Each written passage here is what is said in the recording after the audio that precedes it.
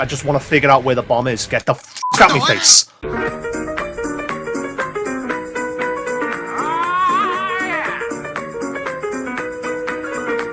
It has been a full year of YouTube now. A full year of daily uploads and of course occasionally double uploads. Now, as of doing this recording, we have got about 400 videos on the channel, so what was it, 365 days, so you know that's a decent amount of days where I've done double uploads. But of course, if I can push myself to do more, then I will. But as I've stated in previous Message from Me to You videos, I've been fairly busy, and of course, the best way of wording it is at least I've managed to maintain daily uploads, and I plan to maintain daily uploads. With the random, your guess is as good as mine when it comes to them getting uploaded, but I would like to get more done. And what was it with the sword video? That took me ages, and the reason why that was like my main focus outside of doing the usual daily uploads is because I know that there was a lot of people wanting to see more. Like, they knew about the sword and of course they wanted to see it, so I was like, yes, let's get that done. But I do have to point something else out. You've got Telltales, haven't you? That took an awful lot of my time as well. Now, I'll be honest with you, I have mentioned in the past, do I focus on random uploads or do I focus on Season 2 of Telltale's The Walking Dead? It is defo, you know, I defo haven't decided, because where I was leaning towards doing random uploads, like literally random crafts, Minecraft, all that stuff, looking at the Telltales, it has gotten way more attention than I thought, so I think it's only fair to acknowledge the fact that there are people who have basically watched it, and whereas they may not have said, don't get me wrong, some people have said in the comments, but not everyone has mentioned in the comments that they liked what they saw. So, to put it simply, it seems only right to work on Season 2. But whether or not I have the time to do that really depends, doesn't it? I mean, I want to do it, don't get me wrong, I do want to do it. So the best way of putting it is, I am going to maintain daily uploads, there's no argument with that. But when it comes to working on Telltales and then of course the random uploads, we're talking, let's look at Minecraft for example. Minecraft, straight away there's 4 videos. You've got, I believe it was like a spaceship or something, like, I think it was a spaceship. Whatever, we're talking there was like a ship of some sort. Hang on, I think it was like a mining ship. Yeah, a mining ship was discussed, so that was one idea. Then you had an office building with the VEEVOID logo on it, and I had 2 ideas of my own, which was, actually I best not to say, I don't want to spoil it, but the point is 4 videos for Minecraft alone. And then of course random creativity, making a sheath for the swords. That right there is, you know, a 5th random video. And I'm not going to spoil it with other stuff I've got planned for random creativity, but the reality is I have got quite a few random uploads planned. So do I work on the random uploads or do I work on Telltale's The Walking Dead? I suppose you could argue, once Telltale's The Walking Dead is, you know, over and done with, you know, I can focus more time on the random uploads, but the reality is the main focus is getting the daily uploads sorted, so it really does depend. But with it being a full year of doing YouTube, let's go back to the beginning of when I first started uploading, and that was doing a playthrough of Project Spark. Part 1 of Project Spark has got little over 400 views as of doing this recording.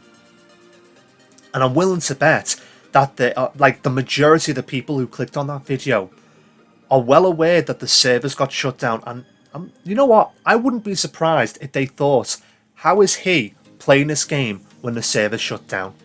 So of course I have explained in the comment section about being able to play it via disc and obviously on console, but to say how it is, there is a lot of confusion around there because it was a very popular game, it was well loved, but the servers got shut down and those who enjoyed playing it, they no longer have access to it. Whereas I do have access to it. Obviously I've explained in the comment section as to how I was able to play it. The reality is I thought I'd do something special for those people who stumbled across this channel via Project Spark. I thought to do something special, and hopefully I'm going to be able to get that uploaded relatively soon. No promises, because again, when it comes to the random videos, your guess is as good as mine. But I am hoping to get that done, and I don't know, it's something that's well overdue, to put it simply. So with it being a full year, I'm going to be honest with you. The goal that I had set in mind was hitting 100 subscribers, something of course majority of you already know. But here's the thing.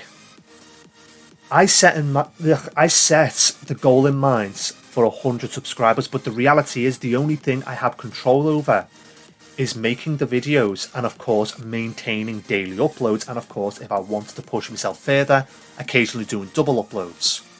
I literally have no control over anything else.